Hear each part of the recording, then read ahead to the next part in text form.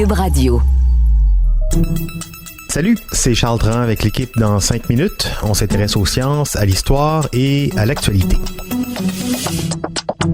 Aujourd'hui, on parle de Fukushima. Ça fait 10 ans qu'un triple désastre a ravagé cette région du nord-est du Japon et causé la mort de plus de 22 000 personnes. On se souvient encore du choc, hein? Un séisme suivi d'un tsunami et d'un accident nucléaire. Le relais de la flamme olympique des Jeux de Tokyo récemment a honoré la mémoire de cet événement en débutant son parcours à Fukushima.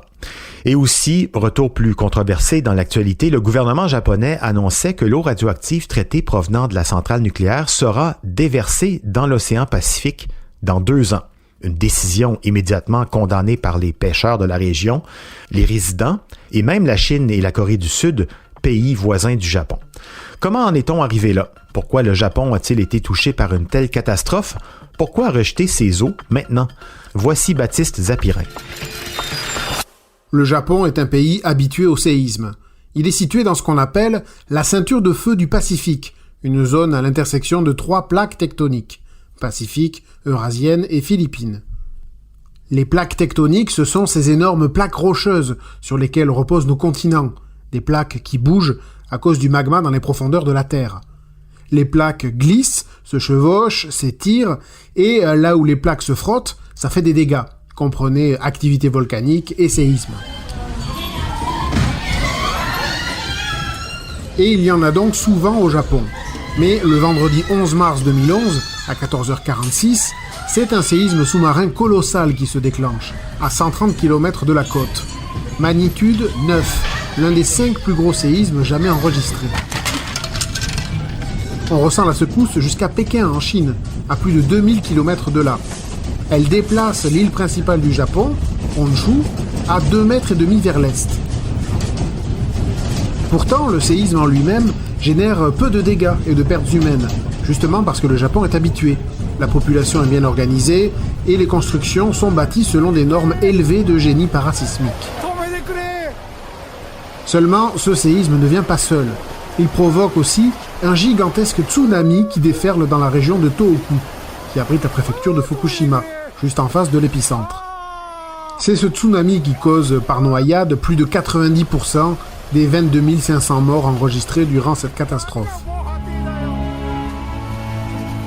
Plus de 600 km de côte sont touchés. On parle de vagues jusqu'à 30 mètres de haut par endroit. Les villes côtières sont inondées et détruites, des navires se fracassent sur les bâtiments. Vient ensuite le 3e acte, l'accident nucléaire à la centrale de Fukushima Daiichi. Elle est située sur la côte à 145 km de l'épicentre du séisme. Des vagues de 15 mètres s'y abattent.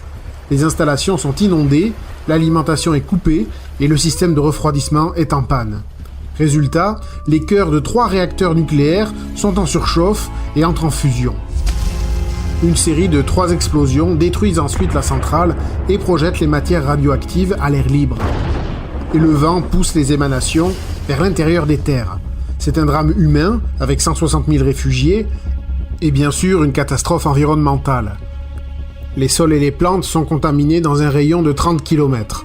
Les conséquences sur la faune et la flore sont encore à l'étude. On a remarqué par exemple des papillons nés avec des anomalies génétiques. En fait, et c'est aussi pour ça qu'on en parle encore, le gouvernement japonais est toujours en train de gérer Fukushima. Il s'est lancé dans l'ambitieux chantier de décontaminer les sols pour rendre la zone à nouveau habitable. Ce n'est pas fini, car 10 ans plus tard, 36 000 des 160 000 réfugiés vivent toujours ailleurs.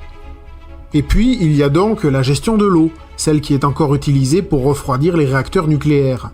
Une fois utilisée, elle est contaminée, elle est alors traitée et conservée sur le site, mais le problème, c'est que le site autour de la centrale a atteint sa capacité de stockage maximale, plus d'1 million de tonnes d'eau.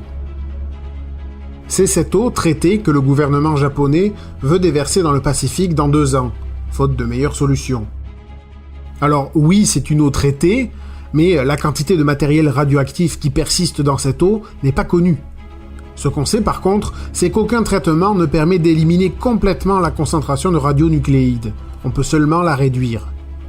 Et c'est un problème car les scientifiques ont rappelé qu'on ne sait rien des conséquences à long terme pour la vie marine d'une exposition à de telles quantités d'eau contaminée, même faiblement. Ouais, d'où la colère des pêcheurs japonais de la Corée du Sud, de la Chine et plus généralement tous ceux qui vont consommer du poisson sorti de ces eaux. Chez nous, au Québec, terre d'hydroélectricité, le nucléaire n'a pas totalement disparu du paysage non plus. La centrale Gentilly à Bécancour a fermé définitivement en 2012, mais son démantèlement complet par Hydro-Québec ne devrait pas être achevé avant 2062. C'est long, c'est délicat, parce que les enjeux sanitaires environnementaux sont conséquents.